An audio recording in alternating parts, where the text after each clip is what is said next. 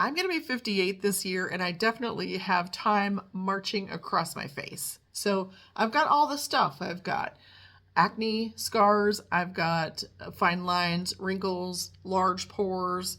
Um, what else? Strange things growing on my face all the time. So I'm always looking for foundation that looks amazing on mature skin so that I can share it with you and so that I can look good too. Welcome to episode 2 of Inexpensive Foundations That Look Amazing on Mature Skin. Even though the series is on foundation, we are going to complete this quick and easy look together. We're also going to talk about a mascara that's perfect if you have little, short, fine lashes and find those gigantic mascara wands to be really troublesome. I don't like to waste any time, so let's jump straight in.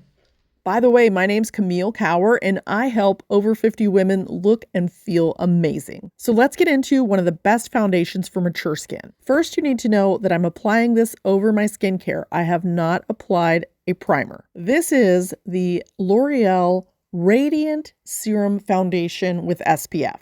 Tons of things to love about this. I'm going to start with their shade range. They've got everything from ivory to espresso. So all my girls are covered. I know this is going to upset some people that have oily skin, but most mature skin is very dry. And you can even have an oily nose or T-zone and just be excessively dry as a mature woman everywhere else. So let's talk about skin prep for a minute because it's really important when it comes to mature skin and foundation. To prep mature skin, it's so important to do a gentle cleanse. I love to use a hydrating toner right after. Based on your skin type and how well your skin tolerates exfoliation, you should be exfoliating 1 or 2 times a week. After toning, at a minimum, you should be adding a moisturizer. And then every single day, an SPF. It really doesn't matter how you put this foundation on because it's going to look good whether you use your fingers or a brush. And even though it says it will not settle in fine lines, it will. If you put too much on, it will absolutely settle in every little tiny wrinkle on your face. But that's not a problem because you're here with me and you're going to use a dry beauty blender to blot everywhere on your face.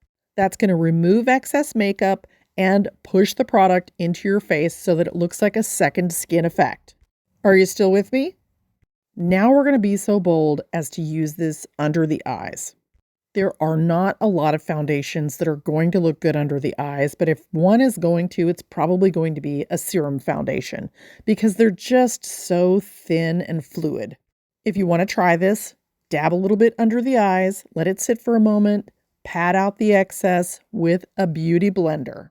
Then go about doing your other makeup, and I'll show you my trick on making sure that that makeup is set under your eyes in just a minute.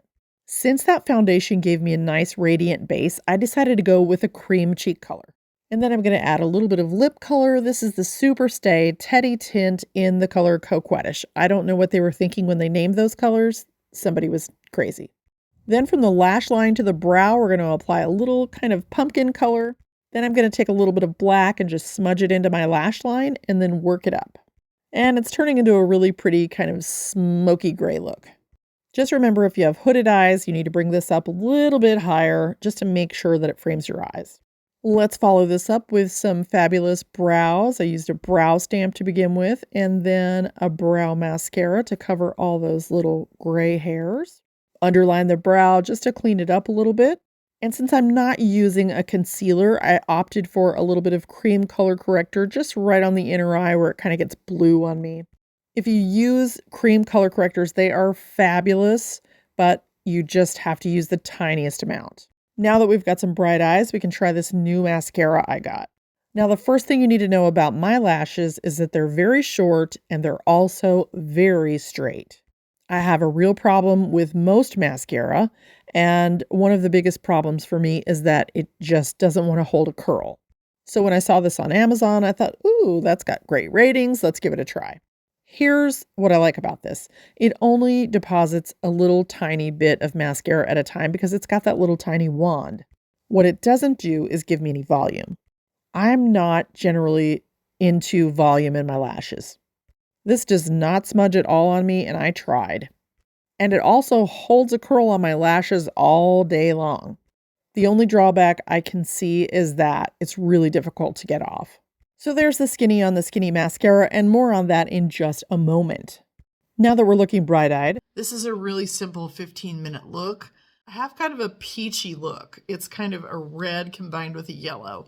And a lot of times when I put a foundation on, it looks very yellowy. So I wanted to show you this after I got the rest of my makeup on, so you can see that it is a balanced, cohesive look. And this is the way the foundation looks. It's so nice and thin that I was able to use it under my eyes. And I think that if you try my method of just applying it and then letting it sit and crease for a minute, because it's going to crease, it's really thin. It's going to fill in all those little tiny lines on your face. Then take your dry beauty blender and blot to remove the excess and give it a blend.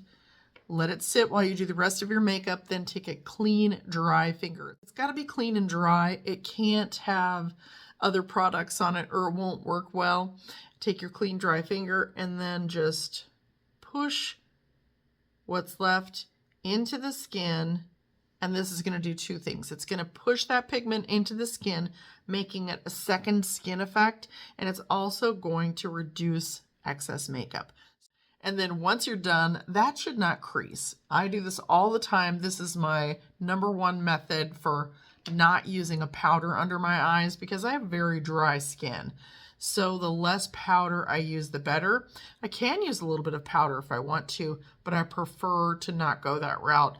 The less I have on, the less chance it will have of caking around my eyes and making my eyes look worse. So I want to keep it looking as good as I can. This is the L'Oreal Serum Foundation. This is what it looks like. Just make sure that when you get these liquid foundations like this, you really give them a shake every time you use them, okay? I really like that mascara. It's nice and light. So if you have little baby lashes and you have a hard time with large lash wands, then check this one out. This one is by Etude and it's called Curl Fix. And I found this on Amazon. I'll put the link in the description. Don't forget, when you have liquid foundations, you definitely want to shake them. Always shake your liquid foundations.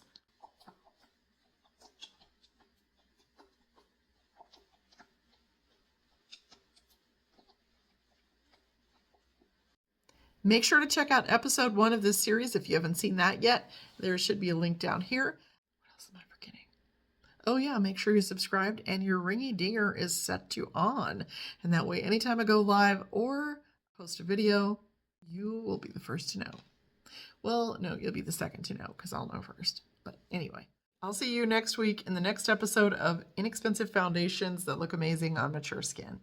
I'll see you then.